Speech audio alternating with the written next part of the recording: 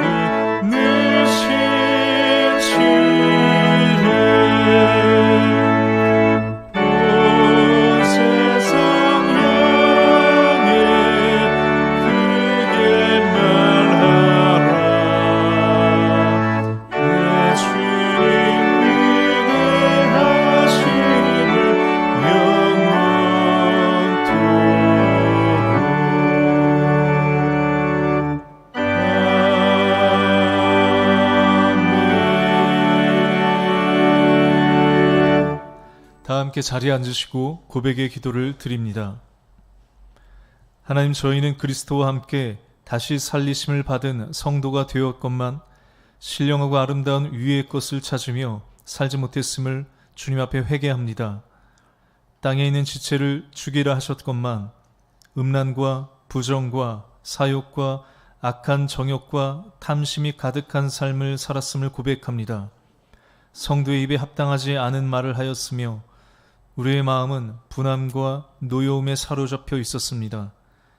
한 교회에서 함께 신앙생활을 하는 성도들은 평강을 위하여 한 몸으로 부르심을 받은 존재이건만 서로의 존재에 대하여 감사하는 마음이 없었습니다. 사랑의 하나님, 진리의 말씀을 깨닫게 하시고 이제부터는 무엇을 하든지 말에나 일에나 다 예수의 이름으로 하고 그를 힘입어 하나님께 감사하는 삶을 살게 하여 주옵소서. 예수님의 이름으로 이 고백의 기도를 드립니다. 아멘. 이제는 하나님과 나만이 알고 있는 죄와 허물을 고백하며 참회의 기도를 계속 드립니다.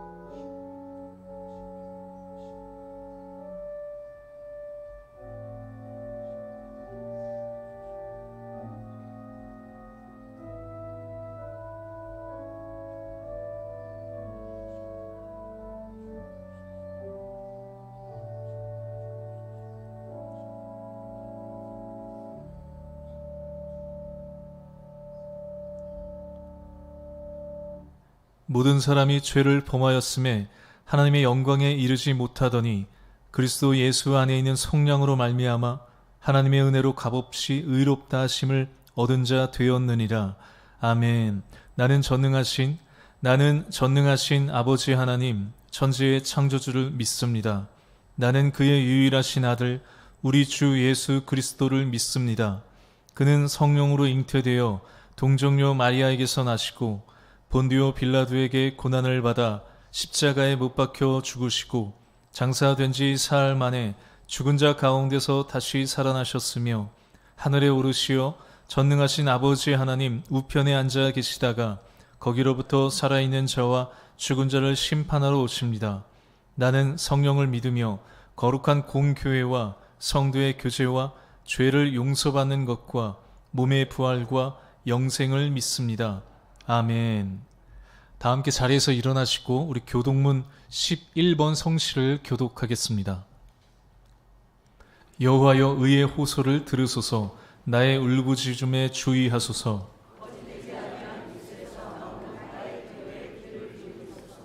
주께서 나를 판단하시며 주의 눈으로 공평함을 살피소서.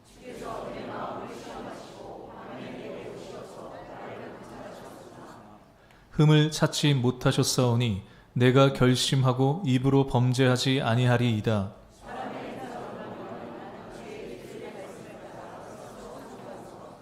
포악한 자의 길을 가지 아니하였사오며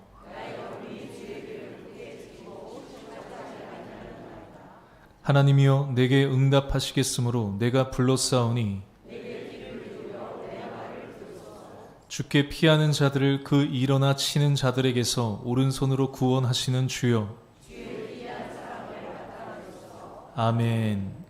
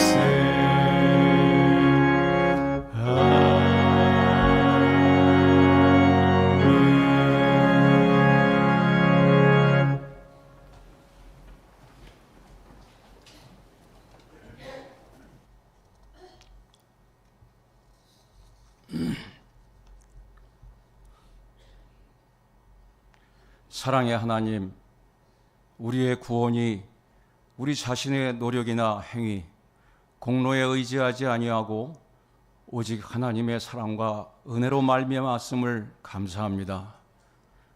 죄와 불의로 인하여 하나님의 진노에 직면한 우리가 하나님의 심판과 정죄를 면하기 위하여 율법과 계명을 하나도 빠짐없이 다 지켜야만 하거나 한평생 죄의 삭신, 사망, 선고, 그 두려운 죄값을 보상할 수 있을 만큼 선한 행위나 공로를 쌓아야 한다면 이미 죄로 인하여 전적으로 부패하고 연약한 우리 중에 과연 누가 구원에 이르고 천국에 들어갈 수 있겠습니까?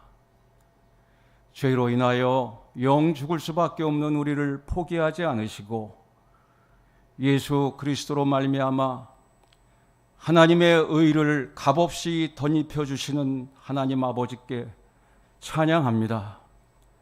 하나뿐인 아들 예수 그리스도를 세상에 보내사 십자가에서 우리 죄를 속량하시기 위하여 죽으시고 부활하심으로 우리의 구원을 다 이루시오 누구든지 이를 믿는 자를 의롭다 하시고 시들지 않고 죽지 않는 영원한 새 생명을 얻게 하신 하나님 아버지께 감사와 찬송과 영광을 돌립니다.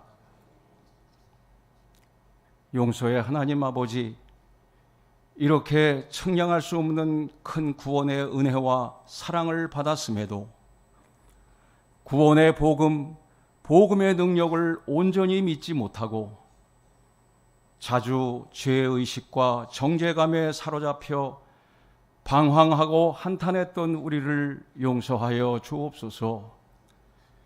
예수 그리스도 안에는 결코 정죄함이 없다는 신실한 약속의 말씀을 붙잡고 어떠한 환경이나 어려움 가운데서도 우리를 죽기까지 사랑하사 십자가를 지신 예수를 바라보고 참된 안식과 평화를 누리는 흔들리지 않는 믿음을 갖게 하옵소서. 또한 입으로는 주님이라고 부르면서도 아직도 하나님 대신 우리 자신이 주인의 자리에 앉아 육신을 쫓아 살고 있음을 고백하오니 용서하여 주옵소서. 우리를 거듭나게 하신 성령께서 우리의 부족한 인격도 예수님처럼 변화시켜 주셔서 하나님을 사랑하고 이웃을 내 몸같이 사랑하라는 계명을 기쁨으로 실천하며 하나님의 뜻을 이루어가는 온전한 구원에 이르게 하옵소서. 이 시간에도 주께서 사랑하시고 귀히 쓰시는 이보열 목사를 통하여 주의 말씀을 듣습니다. 말씀을 대언하는 이 목사님을 성령께서 붙들어 주셔서 선포되는 로마서의 말씀을 통하여 복음의 진리가 더욱 확실하게 깨달아지게 하옵소서.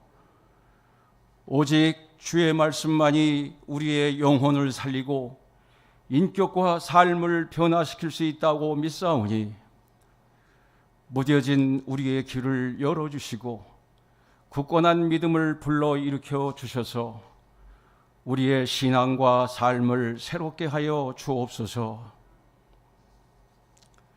찬양 중에 거하는 하나님, 시온 찬양대가 평화의 도구 찬송을 불러 올립니다. 우리 주 예수께서 십자가 지심으로 죄인들의 중보자로서 하나님과 우리 사이를 화평케 하신 것처럼 우리도 평화의 도구로 써 주옵소서. 갈등과 분열이 심화되는 이 나라 이 사회에 남북으로 갈라져 대치하고 있는 이 민족을 향해 우리 믿는 자들이 평화의 도구가 되게 하옵소서. 수많은 생명이 쓰러져가며 5년째 계속되고 있는 저 우크라이나 전쟁과 이란과 중동에서 벌어진 끝없는 전쟁이 속히 끝나 온 세상에 평화가 회복되게 하옵소서. 긍휼이 풍성하신 하나님, 교회 안에 질병이나 환난, 경제적 어려움을 당한 자들을 돌아보아 주옵소서. 특별히 항암 투병 중인 남상국 담임 목사를 붙들어 주셔서 치료 과정을 잘 이겨내고 회복하여 교회에 큰 기쁨이 되고 함께 고난의 터널을 지나고 있는 자들에게 위로가 되게 하옵소서. 오늘 예배를 통하여 하늘로부터 풍성한 은혜와 새 힘을 얻어 주 예수께서 열어주신 하늘 가는 밝은 길로 우리 모두 다시 힘차게 발걸음을 내딛게 하옵소서. 수련의 달을 맞아 교육부, 청년부 등의 여름 행사가 은혜 가운데 진행되고 있음을 감사드립니다. 수고하고 땀 흘린 만큼 풍성한 열매를 거두게 하시고 이를 위해 헌신하고 애쓴 교사들과 도움의 손길들을 기억하여 주옵소서. 오늘도 제자들의 발을 씻기신 예수님을 본받아 자신을 내세우지 않고 묵묵히 주님의 몸된 교회와 약하고 소외된 자들을 섬기는 자들을 위해 하늘의 위로가 기쁨이 배나 넘치게 하옵소서. 일일이 구할 것마저나 구하기 전에 모든 것을 아시는 주님께 다 맡깁니다. 하늘 영광 버리고 이 땅에 오셔서 십자가에서 보배로운 피를 흘려주심으로 죽음의 공포 때문에 한평생 죽음의 세력 잡은 자 마귀에게 종노릇하던 우리를 해방시키시고 하나님의 자녀요 하늘나라의 상속자로서 하나님을 아버지로 부를 수 있게 하여 주신 우리 구주 예수 그리스도의 이름으로 기도합니다. 아멘.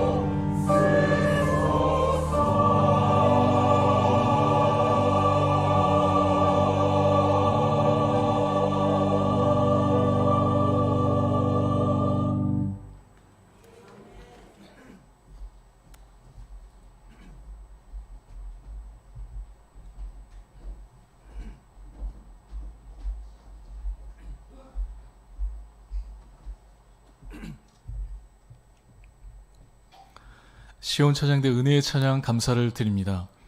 오순절 후 12번째 주일, 거룩한 주일 우리에게 주시는 하나님의 말씀은 신약 성경 로마서 6장 1절부터 14절까지의 말씀입니다. 오늘 말씀을 제가 한 절, 우리 성도님들 한 절 돌아가면서 함께 교독하도록 하겠습니다.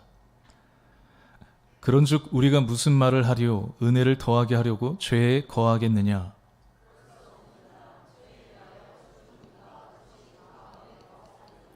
무릇 그리스도 예수와 합하여 세례를 받은 우리는 그의 죽으심과 합하여 세례를 받은 줄을 알지 못하느냐?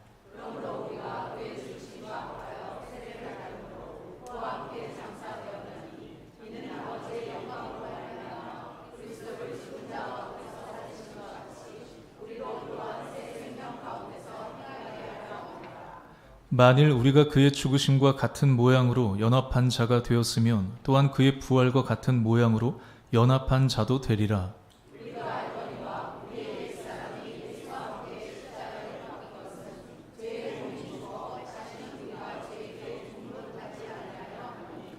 이는 죽은 자가 죄에서 벗어나 의롭다 하심을 얻었음이라.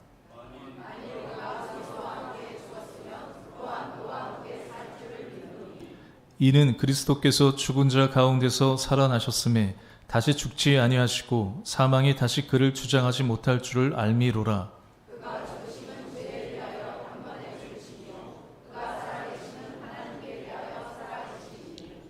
이와 같이 너희도 너희 자신을 죄에 대하여는 죽은 자요 그리스도 예수 안에서 하나님께 대하여는 살아있는 자로 여길지어다.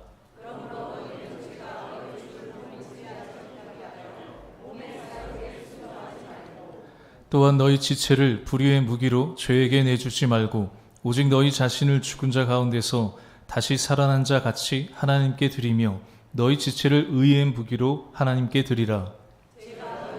주장하지 못하리니 이는 너희가 법 아래에 있지 아니하고 은혜 아래에 있음이라. 아멘. 안녕하세요. 오늘도 주일 예배 오신 우리 모든 성도님들 환영하고 축복합니다. 예배 자리에 나오신 모든 분들에게 오늘도 하나님께서 말씀을 통해서 주시는 그 은혜와 기쁨이 충만하시기를 소망합니다. 우리가 살아가는 세상을 보면 대부분 조건이라는 게 있습니다. 무언가 얻으려면 그에 맞는 조건을 갖춰야 되죠. 좋은 대학에 가려면 좋은 성적이라는 조건이 필요하고 어떤 회사에 들어가려면 그 회사가 요구하는 학력이나 경력, 자격 같은 것이 필요합니다. 우리가 은행에서 돈을 빌리려고 해도 은행에서 아무에게나 돈을 빌려주지 않잖아요. 직업이 무엇인지, 소득이 얼마나 되는지, 신용이 어떤지 조건을 확인합니다. 요즘 홈플러스가 다시 재개장을 했다고 해서 이제 화제인데요. 우리가 물건을 살 때도 마찬가지죠. 필요한 물건이 있다고 해서 그냥 가져갈 수 있는 것이 아니라 그에 맞는 값을 지불해야 됩니다. 그러니까 우리가 살아가는 세상은 어쩌면 아주 단순하죠. 무언가 얻으려면 그에 맞는 조건을 갖추면 됩니다. 우리 아이들도 어렸을 때부터 이런 방식을 터득하고 또 익숙해지죠. 우리 부모님들도 아이들에게 그런 얘기 많이 하시지 않으세요? 밥 잘 먹으면 간식 줄게. 말 잘 들으면 장난감 사줄게. 이번에 너 시험 잘 보면 너가 좋아하는 그 아이돌 콘서트 티켓 끊어줄게. 뭔가를 하면 뭔가를 주는 조건과 보상, 조건과 대가의 방식을 우리 아이들도 배우게 됩니다. 이것이 사람과의 관계에서도 드러나는데요. 저 사람이 나에게 먼저 잘해주면 나도 잘해줘야지. 저 사람이 나에게 먼저 밥을 사주면 나는 커피 한 잔 사줘야지. 나에게 잘해주는 사람에게 잘해주는 것은 그런데 그렇게 어렵지가 않습니다. 그런데 나에게 계속 상처를 주거나 내 말을 듣지 않고 나를 무시하고 실망감을 안겨주는 사람을 우리가 계속해서 인정해주고 그 사람을 우리가 사랑해주는 것은 쉽지가 않습니다. 그래서 어쩌면 우리는 조건이 있는 사랑보다 조건 없는 사랑을 이해하기가 어렵습니다. 그런데 성경은 하나님의 사랑을 설명할 때 우리가 익숙한 방식과는 전혀 다르게 설명합니다. 로마서 5장 8절 말씀을 보면 우리가 아직 죄인 되었을 때 그리스도께서 우리를 위하여 죽으심으로 하나님께서 우리에 대한 자기의 사랑을 확증하셨느니라. 이 말씀을 보면 우리가 아직 죄인 되었을 때라고 하죠. 우리가 달라진 다음에 무언가 사랑받을 만한 자격이나 어떤 조건을 갖춘 다음에 사랑하신 게 아닙니다. 우리가 말씀을 잘 듣고 예배를 잘 드렸더니, 그렇게 우리가 다짐했더니 그 후에 우리를 사랑하신 게 아니라는 거죠. 우리의 신분이 죄인이었을 때 예수님께서 죽으신 거잖아요. 아무 어떤 기대할 보상이나 유익이 없습니다. 조건이 없습니다. 이것을 로마서 3장에서는 뭐라고 표현했었죠? 은혜라고 표현했습니다. 로마서 3장 24절 말씀을 보면 그리스도 예수 안에 있는 속량으로 말미암아 하나님의 은혜로 값 없이 의롭다 하심을 얻은 자 되었느니라. 우리는 율법을 지켜서 스스로 의롭게 될 수도 없고 우리가 가진 어떤 자격이나 조건으로 하나님 앞에 설 수 없다고 했습니다. 그래서 지난주에 우리가 한 가지를 꼭 기억했으면 좋겠다고 말씀드렸었는데요. 은혜는 값이 없는 것이 아니라 내가 그 값을 지불하지 않았을 뿐이죠. 그런데 대신 누가 지불한 거죠? 예수님께서 자신의 목숨값으로 그 생명으로 그 값을 대신 지불하셨습니다. 그런데 이 로마서 5장 8절 말씀은 예수님께서 그 값을 언제 지불하셨냐면 우리가 그만한 가치가 있다는 것을 증명한 다음이 아니라는 거죠. 우리가 아직 죄인 되었을 때에. 그러니까 하나님의 은혜는 우리가 먼저 갖추어야 할 어떤 조건이 없었다는 거예요. 그럼 하나님의 은혜에는 조건이 없고 우리가 무엇을 잘해서 구원받은 것도 아니고 심지어 아직 죄인 되었을 때에 하나님께서 우리를 먼저 사랑하셨다면 그럼 여러분 우리가 앞으로 어떻게 살아도 상관없을까요? 거저 주신 삶이니까 우리 마음대로 하고 싶은 대로 막 살아도 괜찮을까요? 왜냐하면 어차피 아무 조건 없이 또 하나님이 용서해 주실 거잖아요. 죄를 지어도 우리가 다시 용서받으면 되고 넘어져도 우리가 다시 은혜를 구하면 되고 내가 무언가 잘해서 받은 구원이 아니라면 굳이 그렇게 애쓰면서 말씀대로 살아야 될 이유가 있을까요? 실제로 바울이 복음을 전할 때도 이런 물음, 이런 질문이 있었습니다. 그래서 오늘 본문 로마서 6장 1절 말씀을 보면 바울이 먼저 그 질문을 던지는데요. 이 로마서에서 바울이 자주 사용하는 방식이 있는데 가상의 대화 상대를 세워서 질문하고 그 질문에 답하는 형식이 자주 나옵니다. 이것을 디아트립의 수사법이라고 하는데요. 오늘 본문 우리가 읽었던 6장 1절 말씀을 읽어보겠습니다. 마치 유대인의 입장에서 가상의 질문을 이제 던지는 거예요. 6장 1절 말씀 읽어보겠습니다. 시작. 그런즉 우리가 무슨 말을 하리요? 은혜를 더하게 하려고 죄에 거하겠느냐? 아니 조건 없는 은혜를 주신다면 죄를 계속 지어도 되는 것 아닙니까? 이렇게 질문하는 거죠. 여기에 바울은 어떻게 답을 할까요? 이어서 2절 말씀도 읽어보겠습니다. 시작. 그럴 수 없느니라. 죄에 대하여 죽은 우리가 어찌 그 가운데 더 살리요? 바울이 뭐라고 답을 하죠? 아니, 그럴 수 없느니라. 왜 그럴 수 없을까요? 왜 조건 없이 은혜로 구원받았는데 이전과 우리가 똑같이 살아서는 안 된다고 말하는 걸까요? 은혜를 받은 사람은 이미 무언가 달라져 있기 때문에 그렇습니다. 우리가 예수 그리스도의 은혜로 구원받았다면 그 은혜는 단순히 우리의 어떤 죽음을 앞둔 우리의 마지막 목적지만 바꿔놓은 게 아니라 지금 현재 우리가 살아가는 이 삶도 바꾼다는 것을 말하고 있습니다. 그러면 도대체 무엇이 달라졌을까요?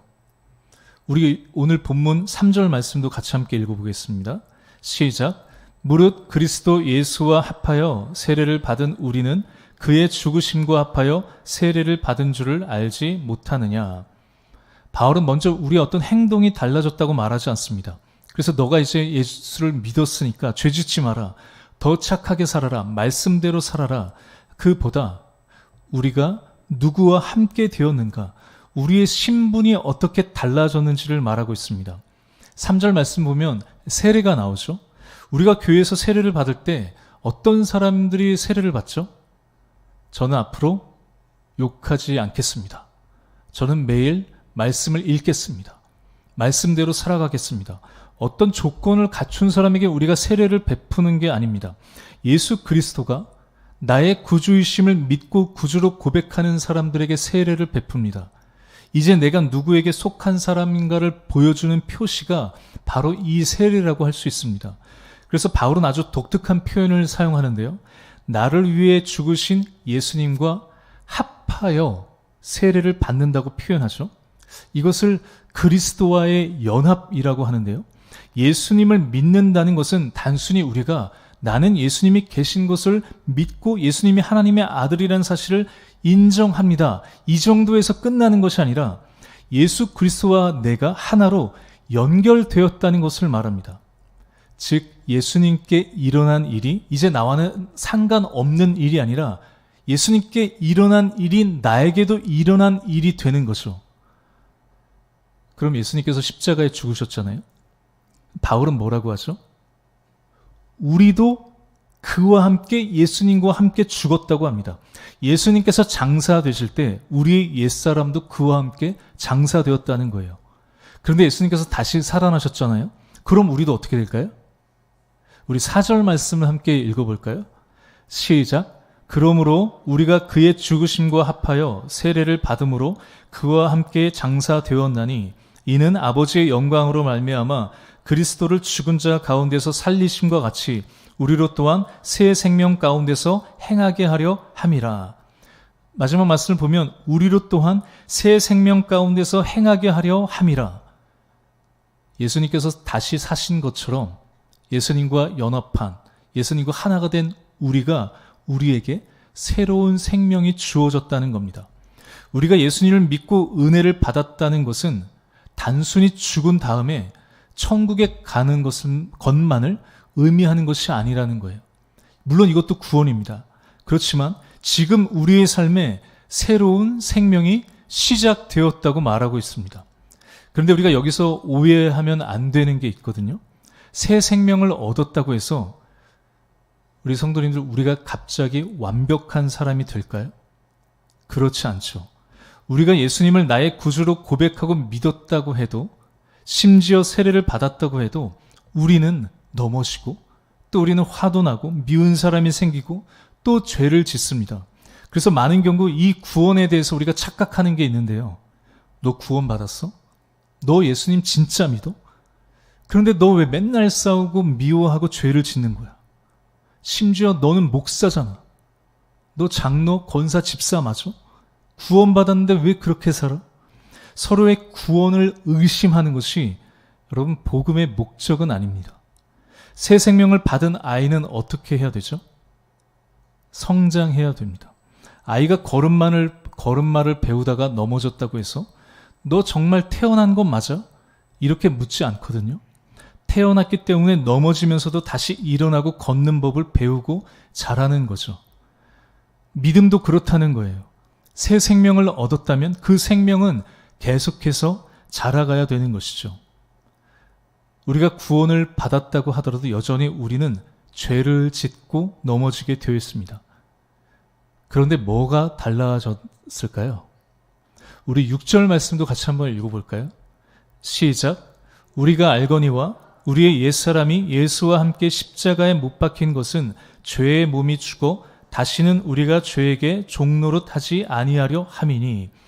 우리가 죄에게 뭐 하지 않는다는 거죠? 죄에게 종노릇 하지 않는다는 거예요. 즉 더 이상 우리가 죄의 노예, 죄의 종이 아니라는 겁니다. 제가 지난주에 이 노예에 관한 이야기를 했었는데요. 노예는 평생 주인의 명령을 따르면 살아야 되죠. 야, 일로 와. 너 저거 가져와. 가서 저거 해. 그러면 여러분 노예는 무조건 해야 됩니다. 그런데 예수님께서 자신의 생명으로 우리의 값을 치르시고 우리를 죄의 그 종에서 죄의 노예에서 풀어주셨다고 했습니다. 그럼 여러분 우리에게 명령한다고 해서 우리가 따를 필요가 있을까요? 없을까요? 없습니다. 왜냐하면 더 이상 죄가 우리의 주인이 아니기 때문에 그렇습니다. 하지만 예수님을 믿는다고 해서 우리가 죄의 유혹이 완전히 사라진 것은 아니죠. 여전히 죄는 우리를 마치 우리의 주인처럼 우리를 종으로 생각하며 우리를 부릅니다. 너도 같이 화를 내면 되잖아. 너도 미워해. 너가 옳다고 끝까지 밀어붙여. 너보다 신앙이 없는 사람을 무시해도 돼. 절대 용서하지 마. 예전에는 우리는 그것을 따라갈 수밖에 없는 죄의 종이었는데 이제는 다르다는 거예요. 죄의 유혹은 여전히 있지만 죄가 더 이상 우리의 주인이 아니라는 겁니다. 그래서 오늘 본문 12절 말씀을 보면 바울이 이렇게 말씀합니다. 그러므로 너희는 죄가 너희 죽을 몸을 지배하지 못하게 하여 몸의 사욕에 순종하지 말고, 더 이상 순종하지 말라는 겁니다.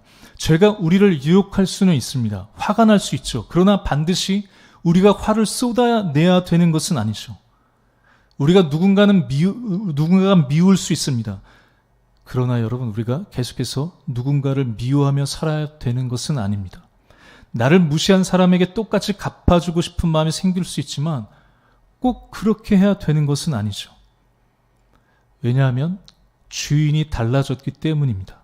죄가 사라진 게 아니라 죄가 더 이상 나의 주인이 아니기 때문이죠. 그럼 여러분, 우리가 죄의 종에서 벗어났다면 중요한 것은 이제 우리가 누구를 위해서, 무엇을 위해서 살아갈 것인가 하는 것이 중요하겠죠. 그래서 바울은 오늘 본문 13절에 이렇게 말씀합니다. 우리 함께 읽어볼까요? 시작.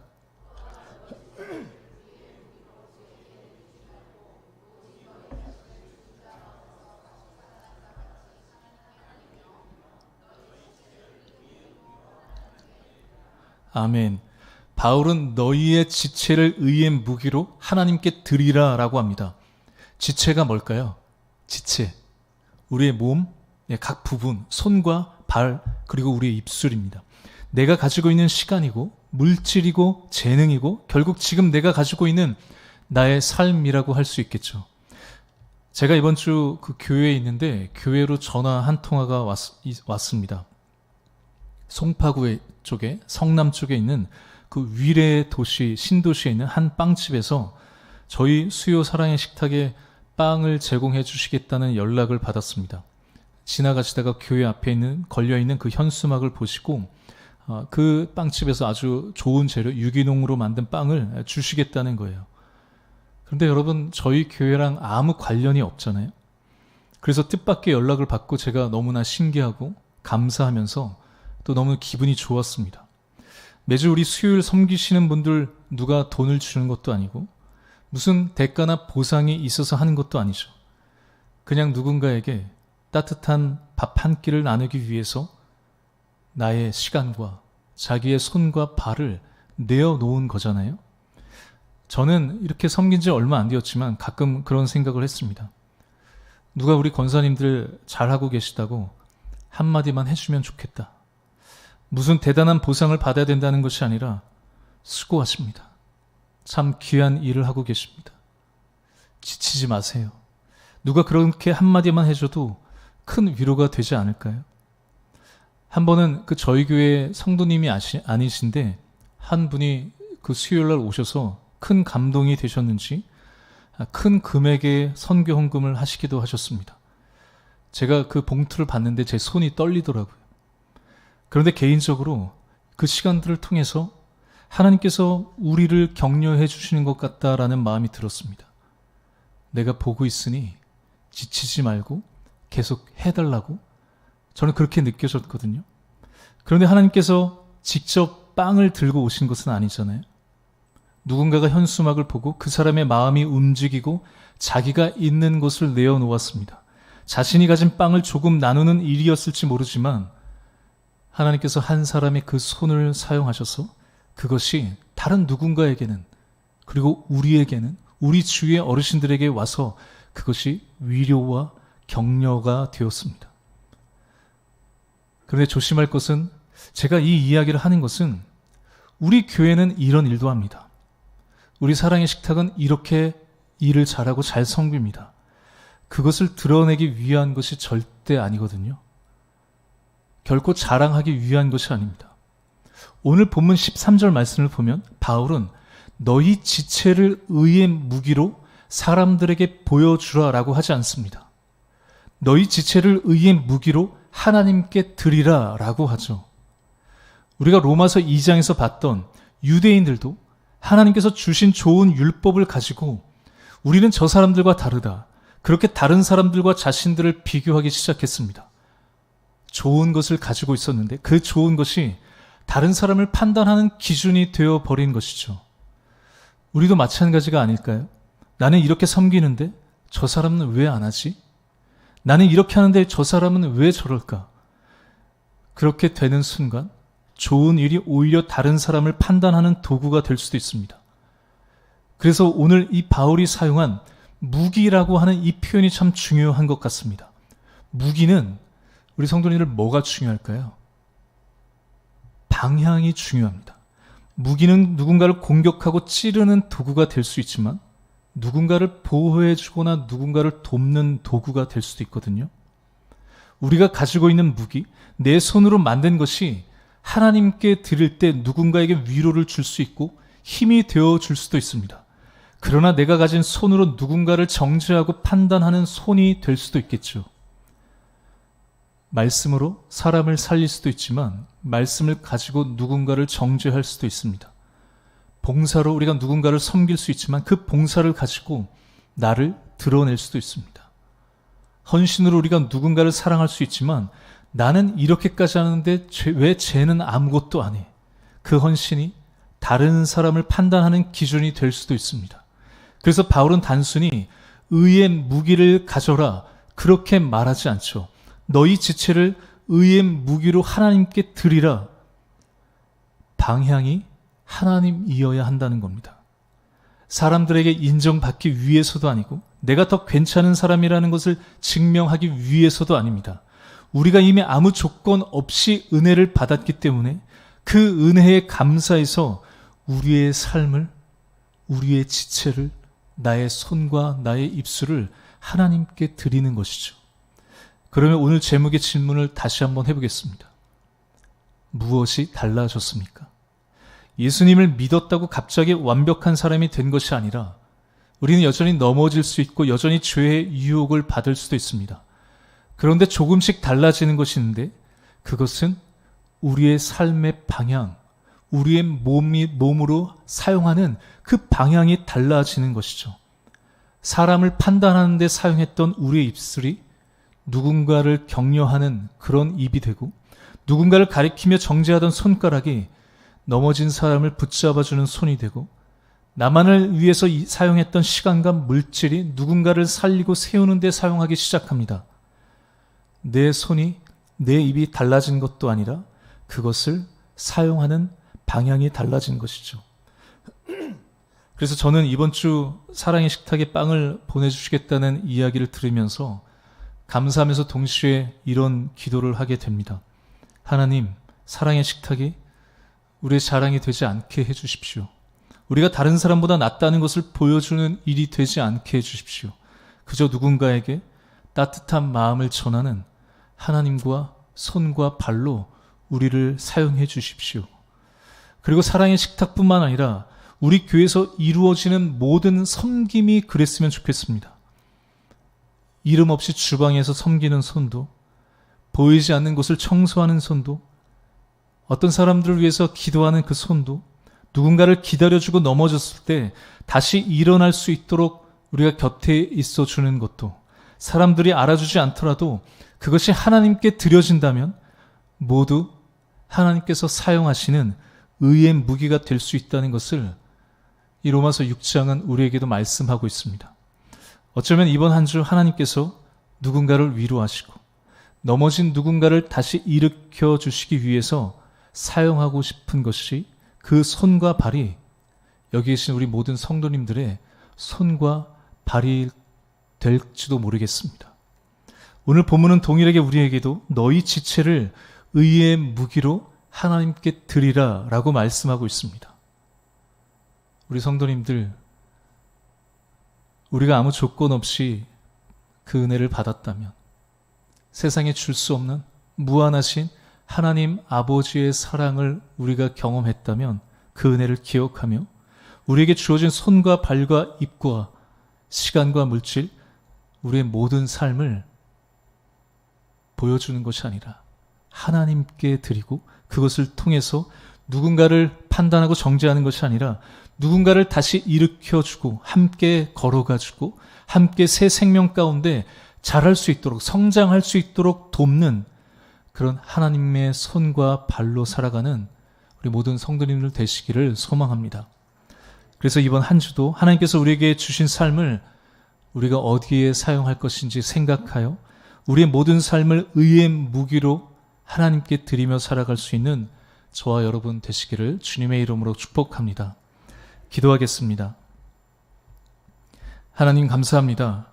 우리가 아직 죄인 되었을 때 아무런 조건과 자격도 없는 우리를 먼저 사랑하시고 예수 그리스도의 생명으로 우리를 구원하여 주신 그 은혜를 감사를 드립니다. 그러나 저희는 그 은혜를 받았음에도 여전히 죄의 유혹 앞에 넘어지고 우리의 말과 행동으로 다른 사람들을 판단하고 상처 주었던 모습을 고백합니다.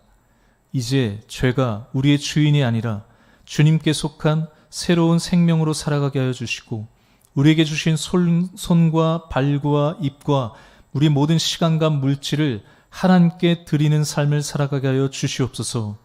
우리의 손이 넘어진 사람들을 붙잡아주는 손이 되게 하시고 우리의 입이 지친 사람을 위로하고 세워주는 그런 입이 되게 하여 주셔서 우리의 모든 삶이 사람들에게 드러나기 위한 것이 아니라 오직 하나님께 드려지는 의의 무기가 되게 하여 주시옵소서. 이번 한 주도 우리가 살아갈 때 하나님 우리가 받은 은혜를 기억하며 하나님께서 사용하시고자 하는 곳에 기쁨으로 우리의 삶을 내어드릴 수 있도록 하나님 우리를 사용하여 주시옵소서. 특별히 하나님께서 세우신 담임 목사님 계속되는 항암 가운데 지치지 않게 하여 주시고 앞으로 남은 모든 항암 넉넉히 이길 수 있는 세임을 허락하여 주시고 더욱더 강건케 하여 주시옵소서. 또 하나님 우리 여러 상황과 형편으로 어려움 가운데 있는 아픔 가운데 있는 성도들을 기억하여 주시고 그 상한 마음들을 위로하여 주셔서 또 치유의 손길로 만져주실 때 모든 아픔이 떠나가고 또 아픔으로부터 치유되고 회복되어지는 놀라운 역사가 일어나게 하여 주시옵소서. 감사를 드리며 예수님의 이름으로 기도드립니다. 아멘.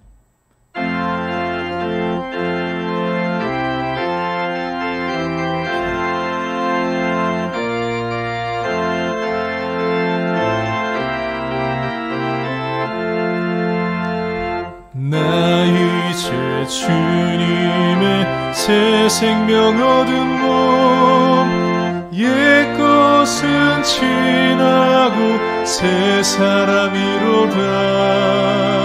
그 생명 내 맘에 강같이 흐르고 그 사랑 내게서 해같이 빛난다. 영생을 누리며 주 안에 살리라. 오늘도 내일도 주 함께 살리라. 주 안에 감추인 새 생명 얻으니 이전에 줬던 것 이제는 값없다. 하늘의 은혜와 평화를 맛보니 찬송과 기도로 주 함께 살리라. 영생을 누리며 주 안에 살리라. 오늘도 내일도 주 안에 살리라. 산천도 초목도 새 것이 되었고 죄인도 원수도 친구로 변한다. 새 생명 얻은 자 영생을 누리니 주님을 모신 맘 새하늘 이로다. 영생을 누리며 주 안에 살리라. 오늘도 내일도 주 함께 살리라. 주 따라가는 길 험하고 멀어도 찬송을 부르며 뒤따라가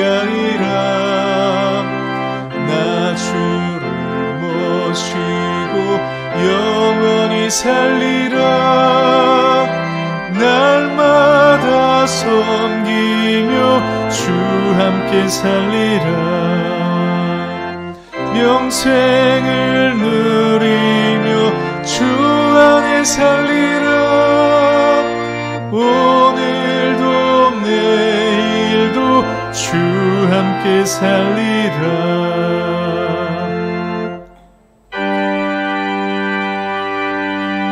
모든 것이 주께로부터 왔으니 이 예물을 주께 드리나이다.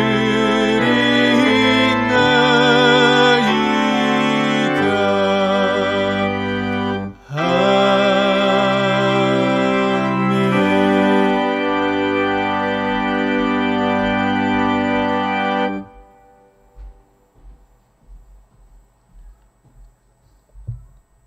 하나님 감사합니다.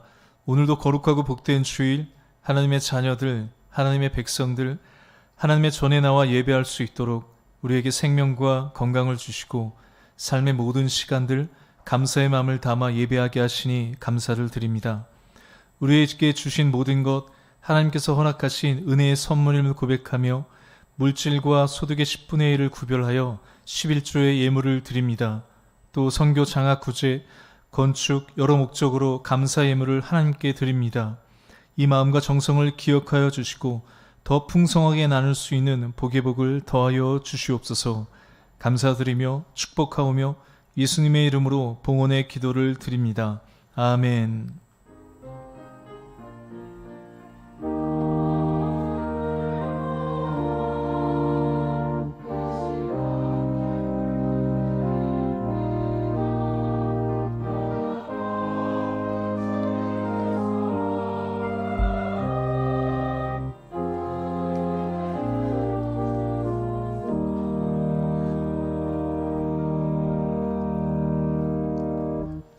다 함께 자리에 앉으시고 교회 소식 전해드리겠습니다. 이 남선교회 모임이 2부 예배 후에 3층 당회실에서 있습니다. 이번 주에 우리 윤영숙 전도사님 휴가 다녀오시는데요. 우리 잘 쉬시고 또 기쁜 마음으로 다시 오실 수 있도록 함께 또 기도해 주시고 격려해 주시면 좋겠습니다. 이사 광고입니다. 이망월 권사님 현대대원에서 유원 동양 8학원 월드 지역으로 이사하셨습니다. 이원범 집사님 양평에서 같은 양평 지역으로 이사하셨습니다. 1만 번 성경 읽기 장금자 권사님 14독째 하셨습니다. 저희 그 다음 주 저희가 이 식사는요, 우리 권흥자 권사님께서 우리 따님 결혼을 감사해서 삼계탕을 이제 대접하시는데요. 1부 예배 후에도 이제 식사를 하실 수 있다고 합니다. 1부 예배 후에 또 2부 예배 후에 또 맛있게 드시면 좋겠습니다. 다 함께 자리에서 일어나시고 우리 교제의 찬송 나누겠습니다.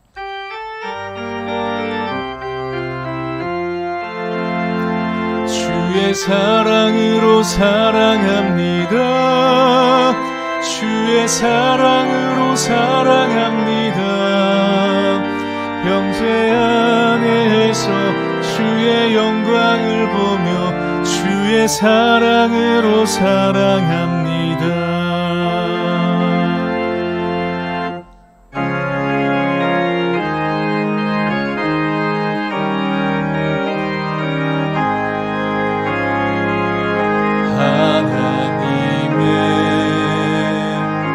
독생자 예수 날 위하여 오시었네. 내 모든 죄 사하시려고 십자가 지셨으나 다시 사셨네. 살아계신 주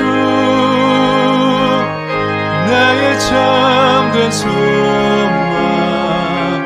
두려움이 사라지네. 사랑의 주네 갈 길 인도하니 내 모든 삶의 길